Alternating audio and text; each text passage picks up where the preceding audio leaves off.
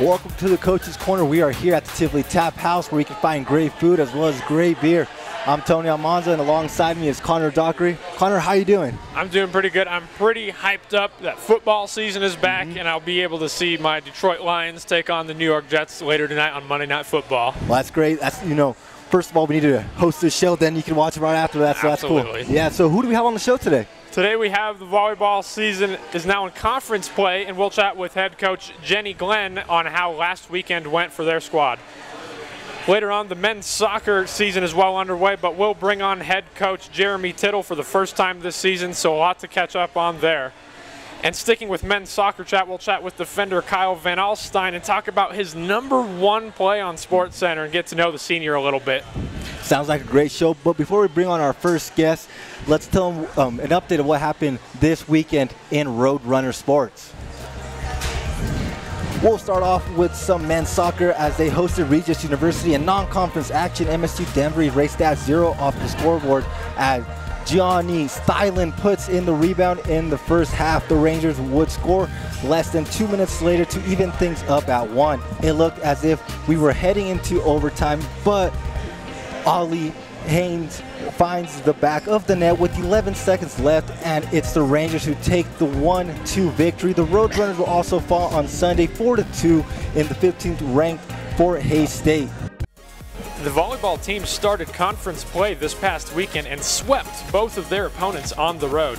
They first defeated Adams State 3-0 as the Roadrunners were very efficient on the hitting side of things, racking up an impressive .314 hitting percentage in the match. Santasia Sturgis and Taylor Duryea both had double-digit kill totals, while Lyric Aber recorded 20 digs in the 3 sets.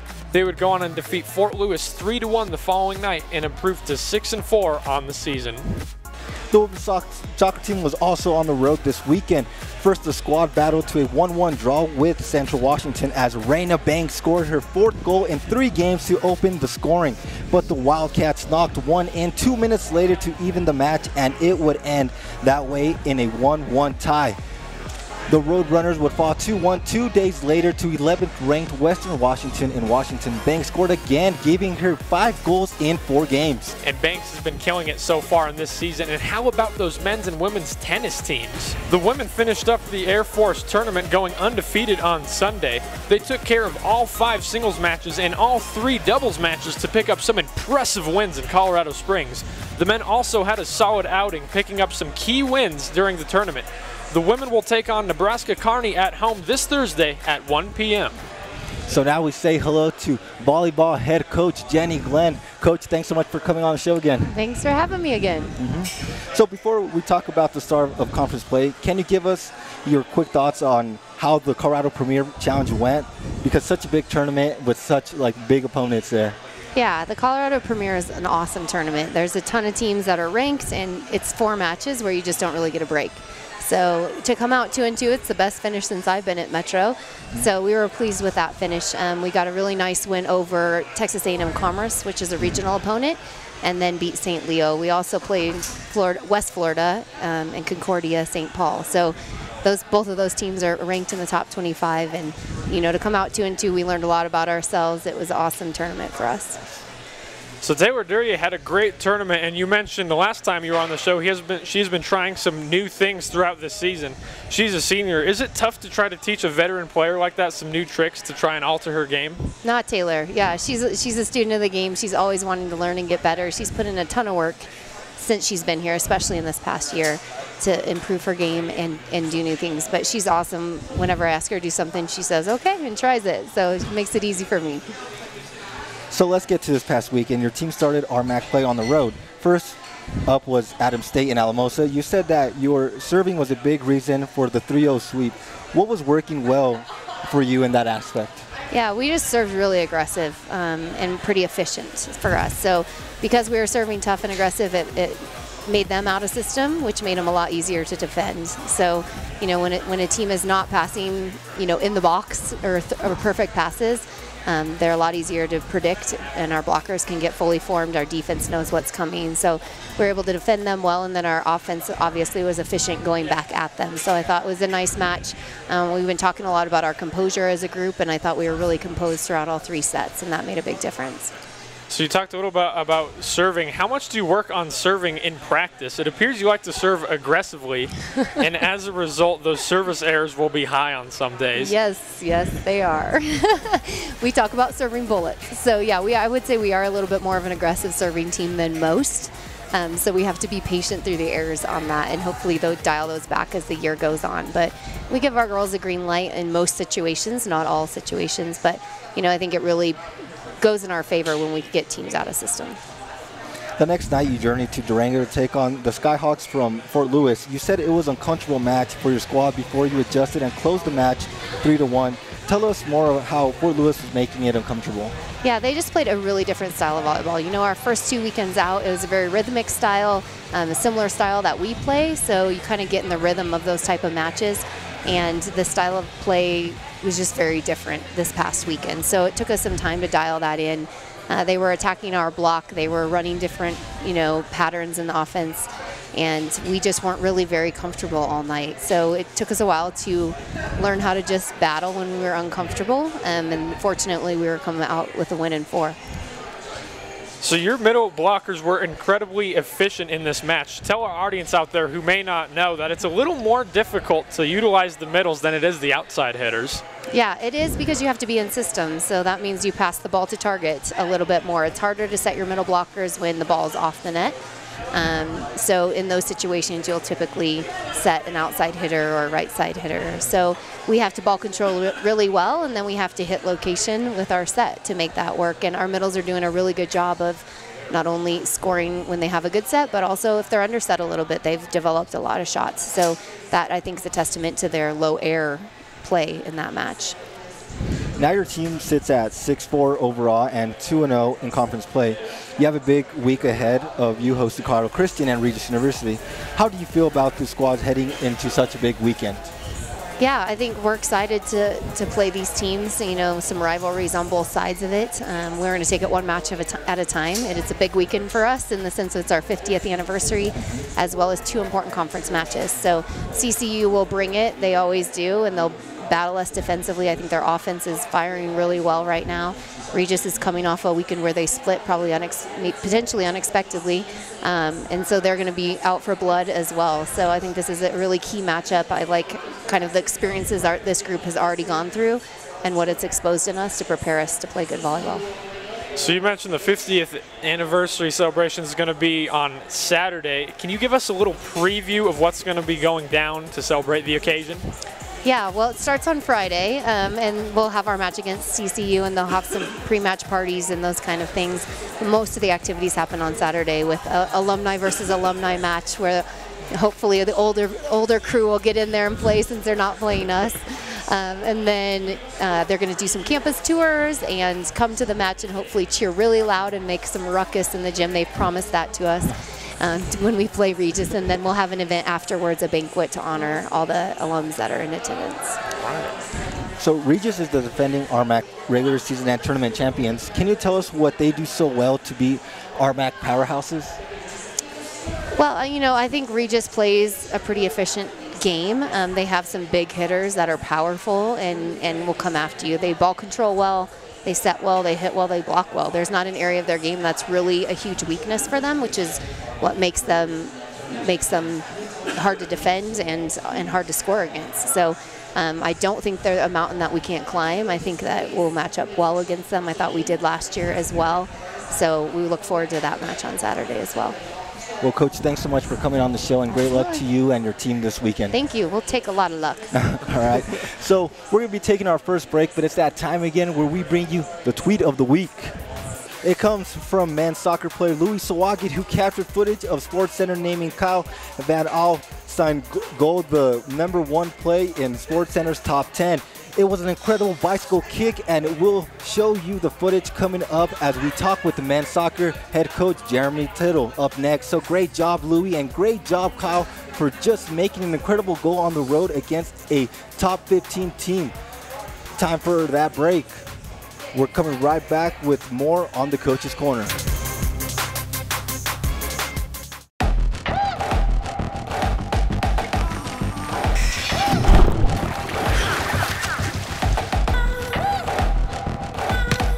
Enough. I'm over it. We shouldn't need commercials to tell you we're powerful. No thanks. Genders don't play sports. Athletes do.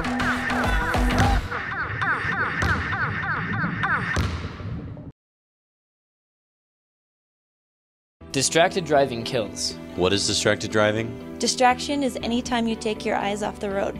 Your hands off the wheel. Or your mind off driving safely.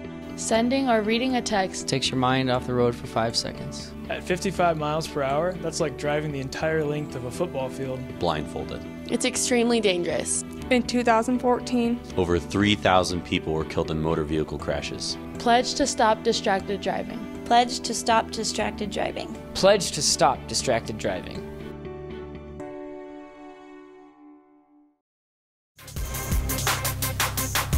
Welcome back to the Coach's Corner. Before we talk to Coach Tittle, we want to make sure that you are here for a great event that is happening right here at the Tivoli Tap House.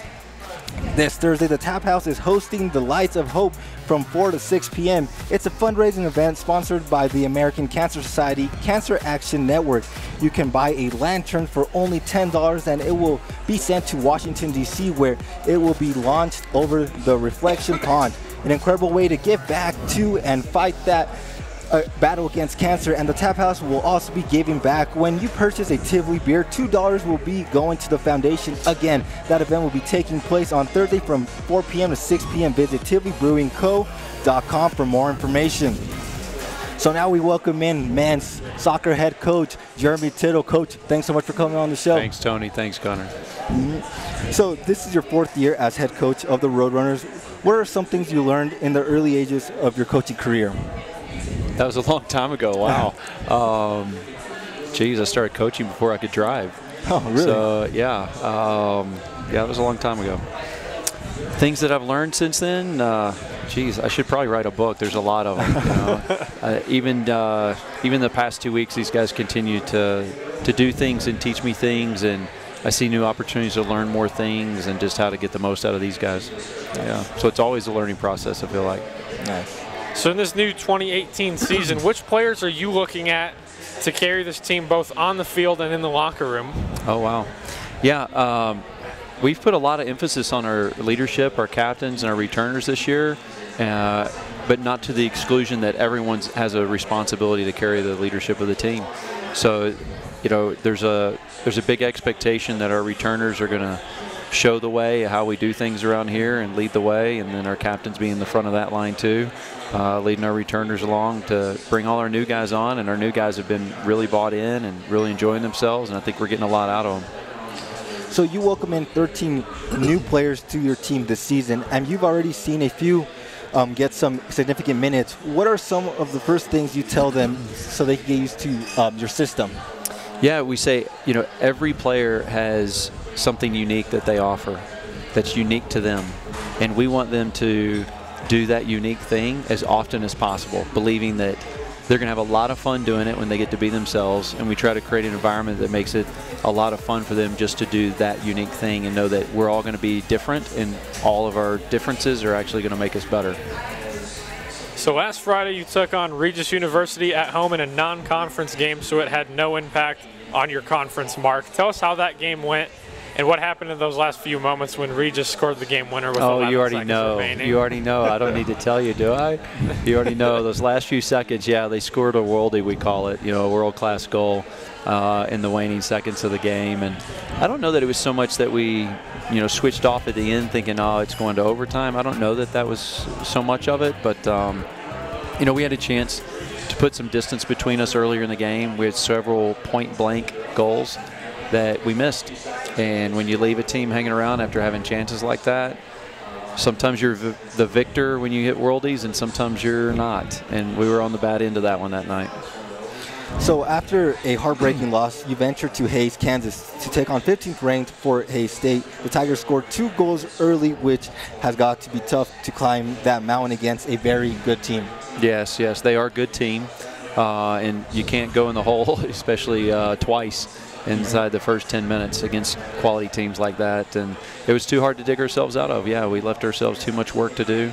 And I think that's a valuable lesson. You asked me about lessons for the weekend. You know, I think our team took that lesson to say, can't be leaving games late when we have chances, and we can't be starting games slow. So we need to start quick and put teams away when we get our chances, and I think it's a valuable lesson for us. During that game, Kyle Vanalstine had an impressive goal that gathered some national attention. Yeah. Tell us what happened on that goal and where it was played at. Yeah. So we had a really nice attack on the goal, and then one of our guys, Gianni, he had a shot. It got deflected, pops up in the air. It was up in the air for a while. And Kyle, and talking to him about how he was like, I knew they'd be closing in on me, so I had to get it at the highest point, and that was a bicycle kick. It was like full extension bicycle kick, which you don't see a lot of those in soccer at all, much less at this level. So it was a big time goal. And as fun as it was to see Kyle hit that, and the notoriety that's come since then, I know he and we as a team are just like, that still doesn't surpass the bitterness that we have about the game. That would have been nice to have in the first 5 minutes, but it didn't present itself. But congrats to Kyle that he saw what technique to do and was bold and brave about it and hit it. So next weekend you're going to be back at the Regency Athletic Complex to start RMAC play. What is the message for the team this week? Do you see conference play and non-conference play as two separate parts of the season? We do, actually. Yeah, we see training camp and the opening 2 weekends as one segment of the season, and then we see RMAC play through about late October.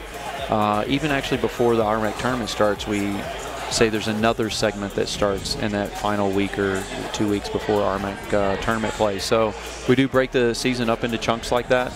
And we are super excited for this week in training. We had a great training session today. We're off tomorrow, and we'll be back training Wednesday and Thursday with a lot of enthusiasm to be at home for our 2 RMAC games this weekend. We're going to have Kyle on the show in just a few minutes. Tell us what Kyle brings to your team and how he's going to make a difference for your squad in 2018. Yeah, Kyle's a quality player, and he's a quality guy, and to have both those in our squad is tremendous. He's been a vocal leader for us in his 2 years that he's been here, the quality of his play. Frankly, I'm surprised a little bit when Kyle came in his first year with us last fall, his growth that I did not expect to explode last spring, and now he's been killing it this fall, and we're only 4 games in. So I'm really excited about what Kyle can do over the next 14 regular season games and whatever we can put ourselves in the postseason after that. He's just been playing so well for us. So moving on with that thought, after evaluating the first 4 games of the season, are you starting to like what you're seeing from this team? We've seen Jacob Koking do some good things on the leadership end of things. Jaime Gutierrez looking like a promising young freshman. It seems like a lot of good parts are out there on the pitch. Yes, great observation. You're good at this, Connor. Thank you. Make a soccer coach out of you yet here. So yeah, we're really excited blending the returning group that we have with these new guys. The new guys have just blended in so well, and they don't seem underwhelmed or overwhelmed by being in this new experience, and we are expecting a lot of new guys to make big contributions this year, and yet we know the bulk of the responsibility still needs to be held with our returners. So it takes some of the pressure off them, I think, and where they can just go out and perform well, and they have been, and the sum of the parts can be greater than the whole, I think, and this year for us. That'll be a key for us. Well, Coach, thanks so much for coming on the show. A pleasure to always talk soccer with you. Thanks, Tony. Thanks, Connor. Appreciate you guys. Thanks for covering us this year and doing such a good job. Yeah. Best of luck to you this weekend at home. Thank you. So we'll be taking one last break, but don't go anywhere. We'll be talking more soccer with Kyle Vanalstine up next on the show.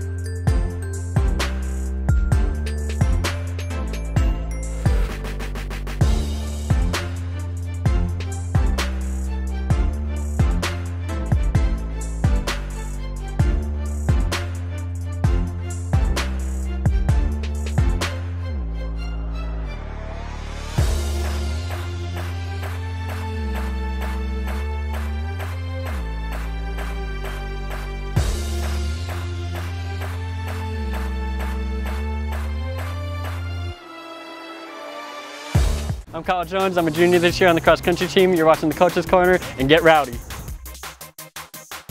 Welcome back to the show. Before we talk to Kyle, we want to make sure you're repping that red and blue by getting that gear at MSUdenver.com. From hoodies to t-shirts to cell phone cases to golf equipment, you've got all that stuff. So get that your apparel and cheer on your Roadrunners all season long at shopmsudenver.com. So now we welcome in Kyle Vanalstine from the soccer team. Kyle, thanks so much for coming on the show. Yeah, thanks for having me, guys. So how cool was it to have the #1 play in SportsCenter? Tell us how that was and what was going through your mind when you were kicking that goal. Oh, I mean, it was, I don't know, I'm speechless now. I don't know what to say. I mean, I didn't think it was going to be that fast, and like I didn't think the play was going to happen that fast, and I didn't think I was going to get on the SportsCenter that fast. Like people were like, "Oh yeah, we're going to go put you on SportsCenter and tag it and put all these hashtags on it," you know, and I was just kind of like, "Okay, well, we'll see," you know. But the goal, I mean, we were down 4-0, and I mean, I was going into the box for corners like I usually do, and it just kind of was up there, and I tried in training sometimes, so I went for it, you know, and it felt good. As soon as it left my foot, it felt good, you know. Plays again next game? Oh yeah, I mean, I'm gonna keep, you know, putting my heart on my sleeve and playing for my team. I mean, it's all for the team because, I mean, all the you know, the acknowledgement and stuff is good, but I mean, yeah, if I'm gonna score goals, that's great, you know, as long as we win, and you know, it's a team thing. So tell us a little bit about where you come from and how you ended up playing soccer and going to school in downtown Denver. Yeah, so I mean, it's a cool story because you know, I was in junior college for 2 years at Pima, and I had a couple of offers and such, but some of those kind of fell through, you know, and I didn't really have much going on, and I had a friend on the team at the time, and he's like, "Hey, I'll talk to my coach," so on and so forth, and we started Skyping a bit, and you know, we just kind of kicked it off a bit, and so Tittle was the only one that stayed with through those hard times with me, and you know, he helped me get a scholarship, and you know, he's helping me become a better man and stuff like that. So it's really cool, you know, being able to play for him and play soccer at this great place, you know. So what are you planning on majoring in, and what is your dream job once you graduate from here at Metro? Yeah, I'm still trying to kind of figure that out. I'm majoring in exercise science, and I'm getting a minor in business. I mean, my dream job is probably doing some kind of coaching. I mean, either if it's, you know, the youth club, or I mean, I'd like to find some kind of specialty where I'm, you know, like a physical trainer or something along those lines, you know, just something kind of special that nobody really does, you know. But that's kind of what I'm looking forward to. So. Nice. And do you want to do that here in Colorado? I mean, if opportunity presents itself, I mean, I'd be glad to do that, you know. But my heart's kind of back home in Arizona, so I mean, you know, I might have to go back there. But I do love it here, so you know, I love the college, so. So when do you first remember playing soccer? Did you pick it up early on as a young kid, or was it something that you started playing later on? So, I mean, I played like 1 year of AYSO as a young kid in Sierra Vista. That's where I'm from. It's in Arizona. I played like 1 year for my dad, and I didn't like it because my dad, you know, he'd get kind of angry at me, and I didn't run very fast. And then I started playing baseball and football, you know, like everybody else, and then I finally picked up soccer like my 7th grade year, and the coach kind of got me, you know, he gave me the love of the game, and I started playing after middle school and loved it ever since, you know. So. What is your role with the Roadrunners, both on the field and in the locker room? With so many new faces out there, are you trying to be the leader to help transition them to playing your style of soccer? I mean, I just kind of go along with what Coach wants us to do because, I mean, we play a really nice style. Last year was a little bit different. We played a bit of a different style, and I don't think there's a perfect style. I think you can mix it up. It just depends what situation you're put into, you know. But my role, you know, is just, you know, keeping the guys together. You know, we're going through some hard times, but you know, we sticking together and staying positive through that all. That's my role, and you know, just keeping the guys together and you know, continuing to give everything I have every training, so they see that and they want to come and play every day, you know. So talk to us a little bit about that Regis game on Friday. It's a team that you guys are definitely familiar with. It looks like that game is going on into overtime, and then they scored just before regulation. Talk to us about what happened on that play. Yeah, I mean, so it was just a couple of little mental lapses. I mean, you know, it kind of seemed like we were, going into overtime, like you said. I mean, it's just some new guys and with some new styles and things like that. So we're just trying to get used to some things, and I mean, we're going to learn from our mistakes. I mean, it was a couple mistakes, and you can't make 2 mistakes in a row. That's what coach says. You know, you can't make, if you make 1, that's fine, but you can't, keep it going and stuff like that. So, you know, it sucks, but we're gonna bounce back for sure. So what did you learn from that heartbreaking game like that? While it's disappointing, is there a lesson you learned to avoid a situation like that in the future? Yeah, I mean, I could probably be more mindful of the time and talk to my teammates a bit and, kind of share that, hey, we have a minute left, like maybe dump everything in the corner or, kick the balls out of the stadium, whatever.